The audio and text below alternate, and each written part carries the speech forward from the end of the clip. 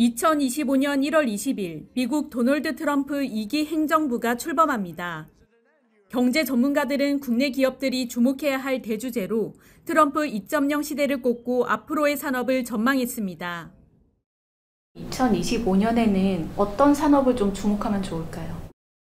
트럼프가 갖고 싶어하는 기업, 갖고 싶어하는 산업군, 미국 내 밸류체인을 완성하려는 움직임을 가져가고 있으니까 첫 번째로 우주산업, 두 번째로 자율주행차, 세 번째로 AI, 네 번째로 반도체 다 관련되죠. 거기에 나아가서 전반적인 전기차, 전반적인 배터리는 좀 약할 수 있겠지만 미국 내 전기차, 미국 내 배터리 기업들은 또 기회가 있겠죠. 이런 영역들에 상당한 자금이 쏠리고 또 투자자들의 관심이 주목되고 정부는 R&D 예산을 적극적으로 배정하고 또 일론 머스크가 위원장으로 역할을 할 정부 효율성위원회 GEC 같은 경우도 연방정부 예산을 가급적 그쪽 산업으로 많이 배정할 것이고 규제도 대폭적으로 완화해 나갈 것입니다. 그런 관점에서 그 해당 산업의 산업적 기회는 집중될 것이다 이렇게 보고 있습니다. 트럼프 1기 때 가장 먼저 했었던 일이 파리 기후협약 탈퇴, 바이든이 가장 먼저 했었던 일이 파리 기후협약 재가입이었죠. 마치 그런 것처럼 트럼프는 바이든과 달리 기후변화 대응, 탄소 중립, 또 온실가스 저감, 또 ESG 경영 이런 친환경적 접근을 완전히 배제시키는 움직임을 가져갈 거라고 보고 있고 또 친환경적 접근을 배제시켜야 미국 내의 밸류체인을 완성시켜야 지는 산업은 역시 친환경적 접근 예를 들면 세계적으로 보조금, 전기차 보조금 규모를 좀 축소해 나갈 겁니다. 그러면 미국 테슬라는 뭐 지지를 받겠지만 그러나 상대적으로 다른 나라의 전기차 기업들은 전반적으로 수요가 좀 둔화되는 보조금 축소의 영향을 일단 받는 거죠. 이게 탄소 중립적 움직임을 점차 철회해 나가는 거예요. 트럼프 관세 정책에 대비해서 기업들이 좀 대비책을 세워야 한다면 좀 어떤 방향으로 세우면 좋을까요? 기업들 입장에서는 상대적으로 그 관세를 이겨내기 위해서는 수출 방식보다는 해외 생산 방식을 선택하는 방법이 나을 수 있겠죠.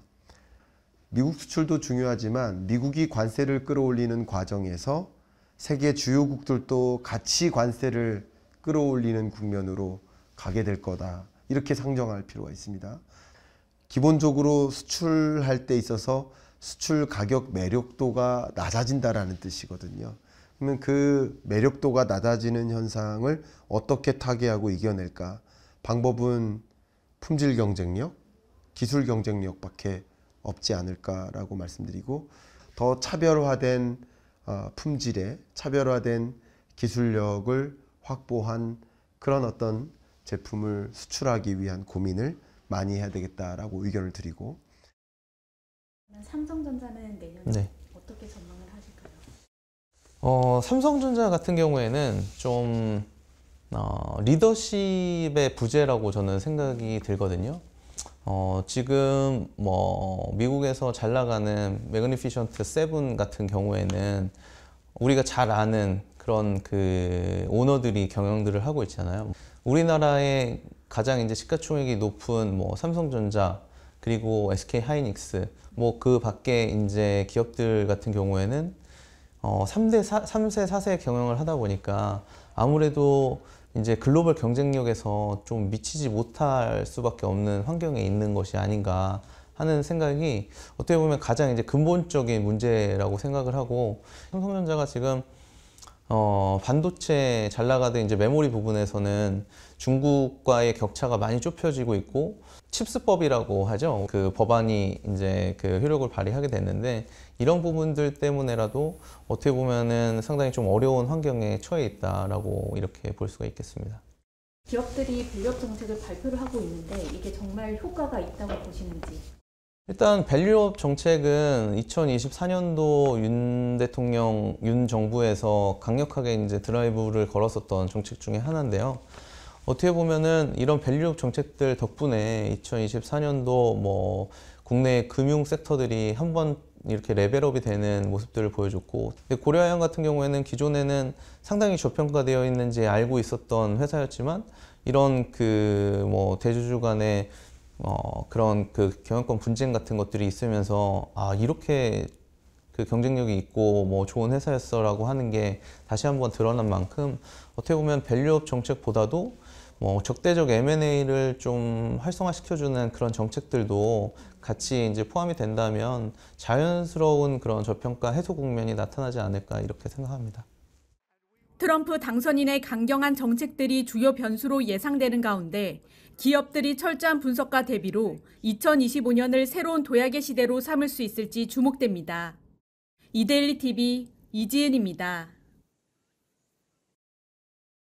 주요 증권사 10곳의 리서치 센터장들이 전망한 2025년 코스피 지수 상단 평균은 2,872포인트, 하단 평균은 2,344포인트입니다. 새해에도 우리 증시는 2024년과 비슷한 흐름을 보일 것이란 예상입니다. 미국의 도널드 트럼프 2기 행정부 출범과 이에 따른 중국의 정책 변화 등 대외적인 변수가 당장 해소되긴 어렵다는 이유에서입니다. 수출 여건이 악화해 우리 기업들이 실적을 당장 회복하기는 어려울 것으로 점쳐지는 데다 전체적인 경제 성장률마저 둔화할 것이란 예상도 나옵니다.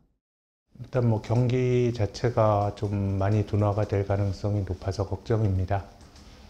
지금 그 2025년도 GDP 성장률 시장의 컨센서스가 1.8%인데 이게 개선되기보다는 더 낮아질 가능성이 높고요. 기업 이익도 올해보다 좀 감익이 좀 될 가능성이 높다고 생각이 됩니다.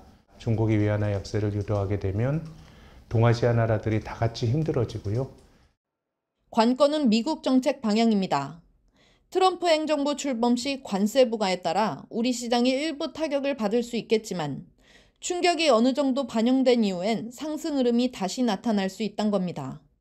내년 본격적인 상승은 1분기 말에서 2분기 초다라고 생각을 하고 있는데요. 반등의 트리거는 한국의 하반기 신정부가 들어서면서 경제정책 모멘텀이 나타날 가능성이 높고 그때 시점에 미국의 감세 정책이나 규제 완화 정책 등의 글로벌리 우호적인 환경이 지속될 가능성이 높기 때문입니다. 이에 리서치 센터장 대다수는 지금을 국내 주식 저가 매수 기회로 삼으면서 미국 주식과 채권, 상장지수 펀드 등으로 투자처를 다각화할 것을 권유했습니다. 특히 금이나 부동산과 같은 안전자산으로도 자산을 배분해 두는 게 바람직하다는 조언입니다. 내년 국내 증시를 이끌 주도주로는 반도체와 조선, 바이오를 가장 많이 꼽았고 인공지능과 엔터주의 긍정적인 흐름을 기대하는 의견도 나왔습니다. 다만 코스닥 시장은 변동성이 큰 탓에 지수를 전망하기보단 각 기업 펀더멘털을 따져 투자해야 한다고 입을 모았습니다. 이데일리 TV 심영주입니다.